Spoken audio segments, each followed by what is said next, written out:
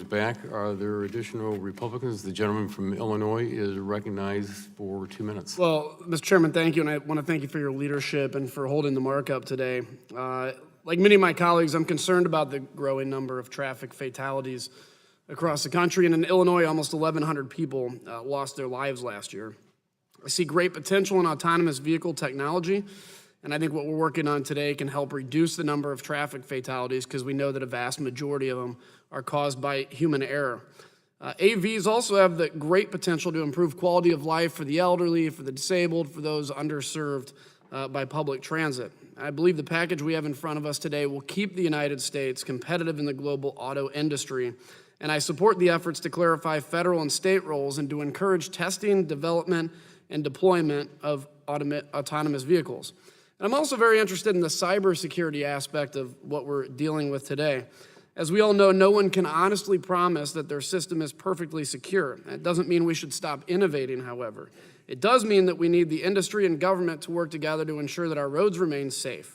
Creating a federal advisory committee will improve the communication between the public and private sector and hopefully help to highlight the issues before they become a crisis.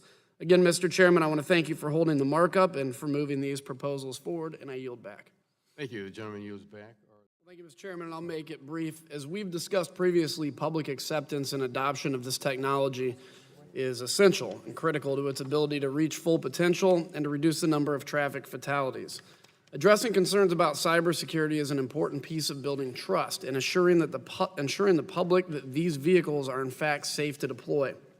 I commend the committee for including a section in the bill requiring developers of highly autonomous vehicles to have cybersecurity plans in place.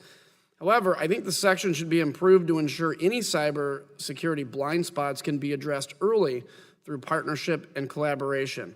We've seen through the Automotive Information Sharing and Analysis Center that collaborative efforts lead to best practices and identification of vulnerabilities. We have an opportunity today to learn from this model and to build on its successes.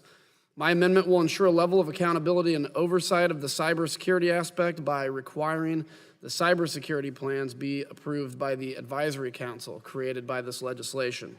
As written, the draft bill provides no mechanism to ensure the cybersecurity plans fulfill the requirements of the section.